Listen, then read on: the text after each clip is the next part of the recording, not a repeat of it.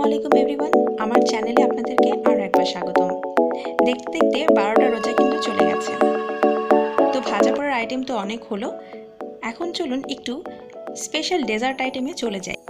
আজকে Ramzan special dessert দুধ দুলারি। আর এই দুধ দুলারিটা কী যে অসম্ভব মজা যে এটা ছোট বড় সবাই খুব পছন্দ করে। আমার বাসায় তো এটা একদম সুপারহিট একটা ডেজার্ট স্পেশাল। আর রেসিপিটা তৈরি করা একদমই সহজ। আর এখানে যা যা ব্যবহার করেছি এই সবগুলো কিন্তু রেসিপি আমি আমার চ্যানেলে অলরেডি আপলোড করে দিয়েছি। তো চলুন রেসিপিটি শুরু করি। রেসিপি শুরু করার আগে আমার চ্যানেলটিকে সাবস্ক্রাইব করে নেবেন আর পাশে থাকা বেল আইকনটিতে ক্লিক করে নেবেন এরকম আরও মজার রেসিপি পাওয়ার জন্যে। তো এটা বানানোর জন্য লাগছে 1 কাপ সেমাই। আমি এখানে নর্মাল যে ভার্মিসেলি সেমাই আছে সেটা ব্যবহার করেছি। আপনারা চাইলে এখানে কালারফুল সেমাই ব্যবহার করতে পারেন। ট্রেডিশনালি এটা কিন্তু কালারফুল সেমাই দিয়ে করা হয়। তো আমার কাছে কালারফুল সেমাই নেই, এজন্য আমি নর্মাল সেমাই দিয়ে তৈরি করে দেখাচ্ছি। তো নিয়েছি 1 কাপের মতো লম্বা সেমাই বা ভার্মিসেলি সেমাই। এখানে আছে মিক্সড ফ্রুট, আর এখানে আপনারা চাইলে ক্যান ফ্রুটসগুলো ব্যবহার করতে পারেন। আচ্ছা, এখানে আছে গোলাপজাম মিষ্টি ছোট ছোট। আমি আমার এর আগের ভিডিওতে আপনাদেরকে গোলাপজাম মিষ্টি বানিয়ে দেখিয়েছি গুঁড়া দুধ দিয়ে কিভাবে আপনারা ইনস্ট্যান্ট গোলাপজাম মিষ্টি বানাতে পারবেন। তো সেটাকে আমি একদম ছোট ছোট করে এরকম মিষ্টি বানিয়ে নিয়েছি। লাগছে জেলো, আর জেলোটা ছিল আমার ঠিক গত যে ভিডিওটা করেছিলাম ঠিক আগের ভিডিওটা, সেখানে কিন্তু আমি আপনাদেরকে জেলো তৈরি করে দেখিয়েছি। তো এই জেলোগুলো কিন্তু আমি কোনো রকম জেলোটিন পাউডার যেগুলো থাকে সেগুলো দিয়ে কিন্তু বা আমি তৈরি করিনি, বা বাজারে যে পাউডারগুলো কিনতে পাওয়া যায় সেগুলো দিয়ে করিনি। আমি কিন্তু এটা সম্পূর্ণ হোমমেড, মানে আগার আগার পাউডার ব্যবহার করে এই জেলোটা তৈরি করেছি। তো আগার আগার পাউডারের দাম কত, বা এটা কোথায় পাওয়া যাবে, বা কীভাবে এই জেলোটা তৈরি করবেন, কীভাবে সেট করবেন, এই সমস্ত কিছুর একটা মানে ফুল ফ্লেজেড ভিডিও কিন্তু আমি গত পর্বে আপলোড করেছি। তো আপনাদের লিঙ্ক ডেসক্রিপশন বক্সে দেওয়া থাকবে, আপনারা এটা চেক। আমি এখানে নিয়ে নিয়েছি কাজু বাদাম আর কিশমিশ। আপনারা যে কোনো রকম ড্রাই ফ্রুটস ব্যবহার করুন। চিনি 1 কাপের চেয়ে একটু কম, 1.25 কাপের মতো। আর এখানে আছে গুঁড়া দুধ আছে এখানে প্রায় 4 টেবিল চামচের মতো। আর লাগছে 1 লিটার দুধ। দুধটাকে ঠিক করার জন্য আমি এখানে পাউডার দুধ ব্যবহার করব 4 টেবিল চামচ, 1 লিটারে 4 টেবিল চামচ। আপনারা চাইলে কনডেন্স মিল্ক ব্যবহার করতে পারেন। কনডেন্স মিল্ক ব্যবহার করলে দুধ আর চিনি, যেটা পাউডার দুধ আর চিনি, এটা কিন্তু লাগবে না।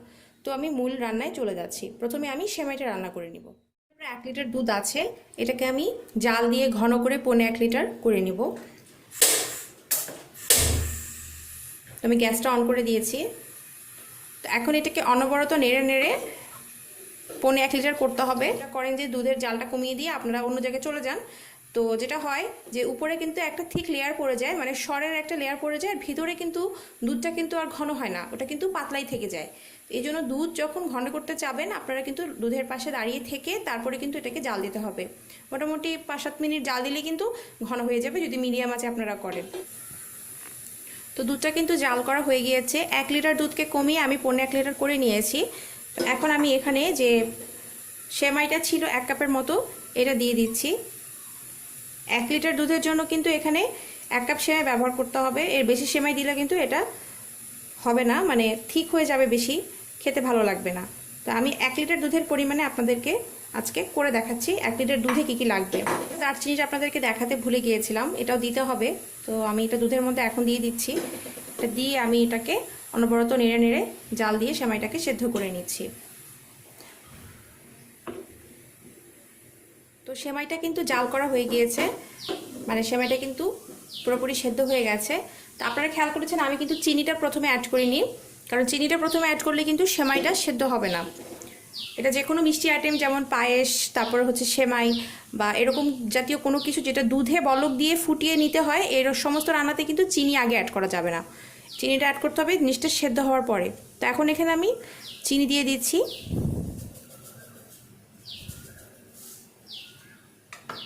হাফ কাপের চেয়ে একটু বেশি। অ্যাড করার পরে এখানে আমি দিয়ে দিচ্ছি গুঁড়ো দুধ। গুঁড়ো দুধটা এই পর্যায়ে অ্যাড করতে হবে, কারণ চিনি দেওয়ার ফলে কিন্তু এই দুধটা পানি ছেড়ে দিবে আর চিনিটা গলে পানি বের হবে। তো এই জন্য গুঁড়ো দুধটা দিয়ে আমি এটাকে অ্যাডজাস্ট করে নিচ্ছি। আর আমি তো আগেই বলেছি আপনারা চিনি আর গুঁড়ো দুধ ব্যবহার করতে না চাইলে সরাসরি কনডেন্স মিল্ক ব্যবহার করবেন। হাফ টিনের মতো কনডেন্স মিল্ক আপনাদের ব্যবহার করলেই চলবে। সেমাইটা কিন্তু জাল করা হয়ে গিয়েছে। আপনারা এটার মানে সেমাইটা কীরকম রেখেছি দেখেন, আমি কিন্তু একটু দুধ দুধ রেখেছি, মানে সেমাইটা কিন্তু একদম পুরো শুকিয়ে ফেলা যাবে না, কারণ এটা ঠান্ডা করলে কিন্তু আরও একটু পানির সোক করে নেবে। তো এই জন্য আমি এটাকে এই অবস্থায় রাখছি। এটাকে আমি আরেকটা আলাদা বাটিতে ট্রান্সফার করে নিচ্ছি, যেখানে আসলে আমি দুধ দুলারিটা পুরোপুরি রেডি করব, আদার্স যে ইনগ্রিডিয়েন্টসগুলো আছে মিক্স করব। তো সেটাতে ঢেলে আমি এটাকে সম্পূর্ণরূপে ঠান্ডা করে নিচ্ছি। এখানে একটা ইম্পর্ট্যান্ট কথা হচ্ছে যে এই দুধ সেমাইটাকে কিন্তু সম্পূর্ণরূপে ঠান্ডা করে তারপরে বাকি উপাদানগুলো মেশাতে হবে, কারণ এখানে জেলো আছে, ফ্রুটস আছে। যদি গরম গরম এটাতে মেশান তাহলে কিন্তু জেলোগুলো গলে যাবে, আর যে ফ্রুটসগুলো আছে সেগুলো কিন্তু কুক হয়ে যাবে, কারণ ফ্রুটস তো এমনিতেই পাকা থাকে, এগুলো কিন্তু কুক হয়ে যাবে। তো এই জন্য হচ্ছে আবার মিষ্টি আছে, মিষ্টিটাও কিন্তু দেখা যাচ্ছে আরও নরম হয়ে ভেঙে যাবে। এই জন্য মিষ্টি, জেলো, ফ্রুটস এই সব কিছুর জন্য এই দুধটাকে সম্পূর্ণ ঠান্ডা করে তারপরে এটার মধ্যে বাকি উপাদানগুলো মেশাতে হবে। তো আমি এখন এটাকে আলাদা একটা বাটিতে ট্রান্সফার করে নিয়েছি, আর এটার মধ্যে আমি এই সেমাইটাকে ট্রান্সফার করে নিচ্ছি। সেমাইটা কিন্তু দুধটা অনেকটাই সোক করে নেবে। এটাকে আমি সম্পূর্ণরূপে ঠান্ডা করে তারপরে আপনাদেরকে দেখাচ্ছি। সেমাই যেটা ছিল সেটা কিন্তু পুরোপুরি ঠান্ডা হয়ে গেছে। এখন আমি এখানে যেই ইনগ্রিডিয়েন্টসগুলো আছে আদার্স, সেগুলোকে মিক্স করে নিচ্ছি। দিয়ে দিচ্ছি এখানে মিক্সড ফ্রুটস,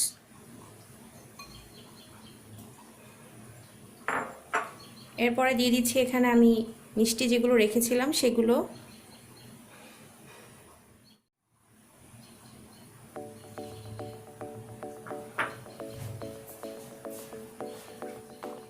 এরপরে ড্রাই ফ্রুটসগুলো দিয়ে দিচ্ছি।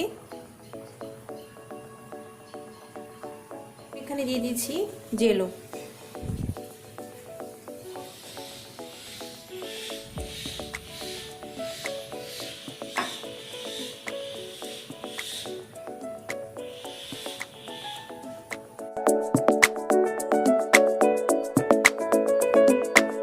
তো এখন এটাকে আমি মিক্স করে নিচ্ছি।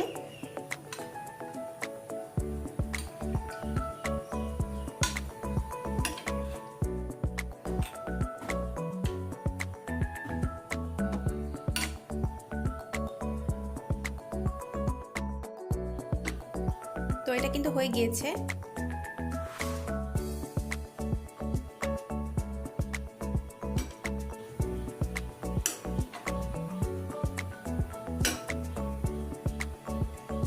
এটা খেতে যে কী রকম মজা সেটা আসলে আপনারা সত্যি না বানালে বুঝবেন না।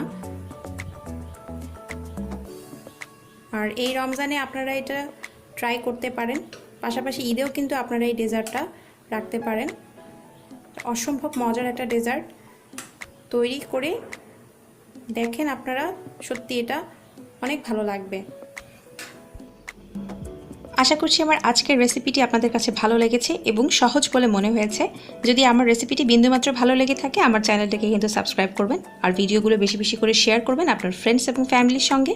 আর আমার রেসিপি যদি কোনোটা আপনাদের ভালো লেগে থাকে এবং আপনারা নিজেরা রান্না করে থাকেন, তাহলে অবশ্যই আমার ফেসবুক পেজ অথবা গ্রুপে সেই ছবি কিন্তু শেয়ার করতে ভুলবেন না। সবাই অনেক ভালো থাকবেন, আমার জন্য দোয়া করবেন। Keep watching Sanju in the kitchen. আল্লাহ হাফেজ।